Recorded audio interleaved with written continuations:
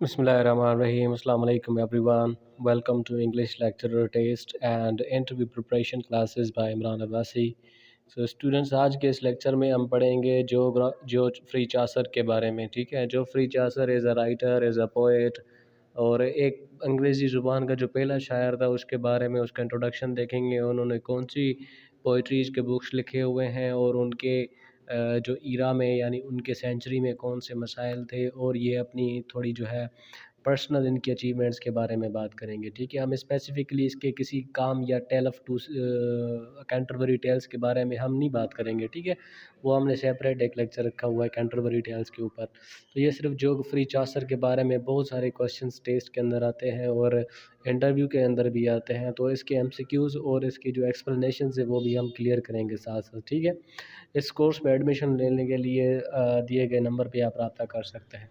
So students, we are going to start with the Geoffrey Chaucer. आपने Geoffrey Chaucer का कोई नक्शा देखा होगा कि इसने दाढ़ी भी रखी हुई थी और ये अरबों की तरह पटका भी पहनते थे, टर्बन भी पहनते थे.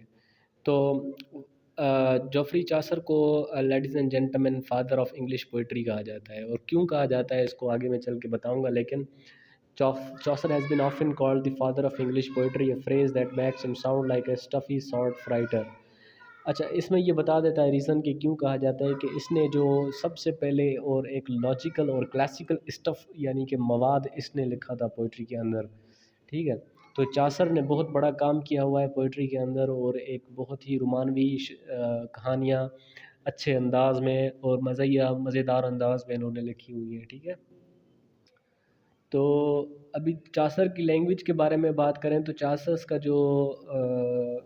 जो मास्टर पीस है वो बहुत बड़ा स्टफ़ी है, मैंने आपको पहले बताया. In fact it's realistic language and coarse humour prompted in critic to call Chaucer everything from observant to contemptible. ठीक है, तो चासर को जो लैंग्वेज है वो एक रियलिस्टिक लैंग्वेज है और कोर्स ह्यूमर एक उसमें मज़ा है, जो है फ़नी है वो. ठीक है, और ये बहुत बड़ा ऑब्जर्वेंट भी कहा जाता है और कंटेम्प्टेबल लोग इससे नफ़रत भी करते हैं अपनी इनके काम की वजह से. तो मैन ऑफ द वर्ल्ड भी कहा जाता है जोफ्री चासर को. ये आपसे एमसीक्यूज़ में पूछ सकते हैं, who is called the man of the world. Chaucer was the man of world who knew how a variety of people spoke and acted. जब आप किसके काम को पढ़ेंगे टेल ऑफ कैंटरबरी टेल्स को, तो आपको लगेगा कि ये भाई एक नेगेटिव कैपेबिलिटी में चला जाता है. ये हर बंदा खुद ही बन जाता है और उसके एहसास, उसके काम, उसके हुनर, जो उसका काम होता है, हर काम इसको आता था. ऐसे लगता है गोया हर काम का ये माहिर है, जिस तरीके से लोगों के काम के ऊपर लिखता था या लोगों के ऊपर लिखता था.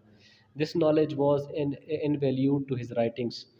तो इस वजह से इसके कामों की बहुत बड़ी अहमियत यानी कि बहुत ही बड़ी इसकी अफादियत को फ़रोग़ दिया, इसके जो ट्रीटमेंट किया था इसने अपने राइटिंग्स के अंदर. राइटिंग्स के बारे में बात करें, despite these busy professional duties, ये बहुत बड़ा एक बिजी था. Chaucer manage to create a large body of writing, बहुत बड़ी इसने काम किया राइटिंग के अंदर.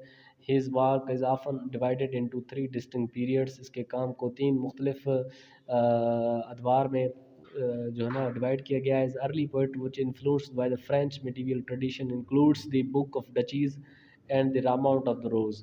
अच्छा, ये चासर पहले खुद भी फ्रेंच और लैटिन लैंग्वेजेस में लिखता रहता था. तो अभी उसने ये रियलाइज़ किया कि ये नेशनल पोइट भी कहा जाता है, क्योंकि इसने इंग्लिश की जो नेशनलिज़म थी यानी कि उसकी अपनी जिंगुइज़म जिसे हम कहते हैं, वतन परस्ती कहते हैं, तो इसने इंग्लिश में लिखना शुरू किया. क्यों, इसने कहा कि भाई अभी इंग्लिश को फ़रोग़ देने का टाइम है, हमें जो फ़ॉरेन लैंग्वेजेस का बोझ अपने जो है ना कंधों पर नहीं उठाना चाहिए. तो ये नॉलेज आपको चासर के बारे में, ये बहुत बड़ा एक नेशनलिस्ट जिंगुइस्ट, ठीक है, पोइट था. उसके बाद उसने लिखा पार्लियामेंट ऑफ फाउल्स, बहुत बड़ा वर्क है, आपको पता है कि इसमें एक अच्छी कहानी है.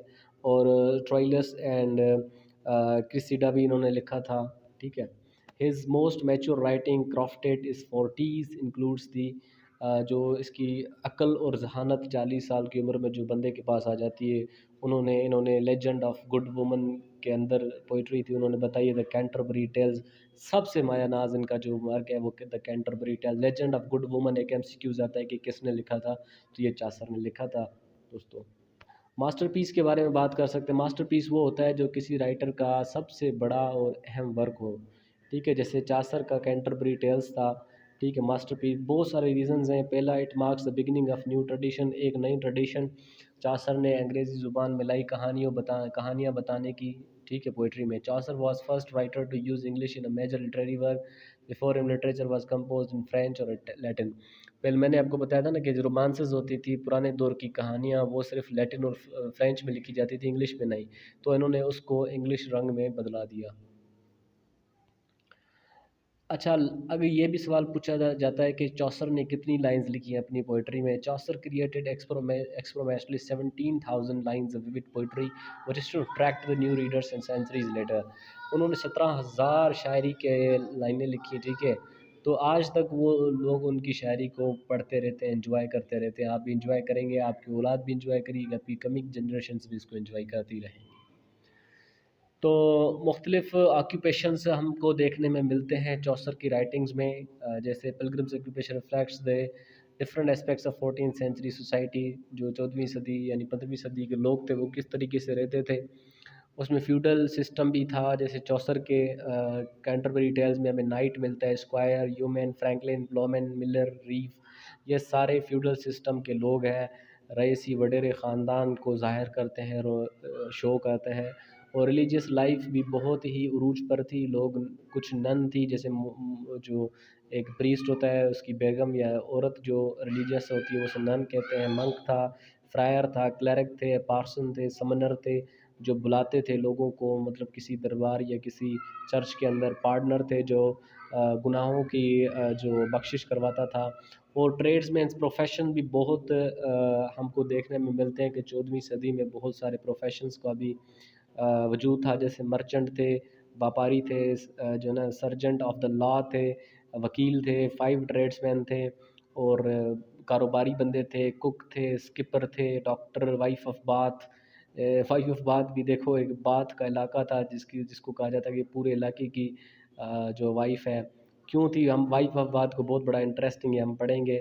مینسپل تھے اور ہوسٹ تھا. ٹھیک ہے، تو یہ ساری چیزیں ہمیں چاستر کے ورکس میں ہمیں نظر آئیں گی. Thank you so much for watching.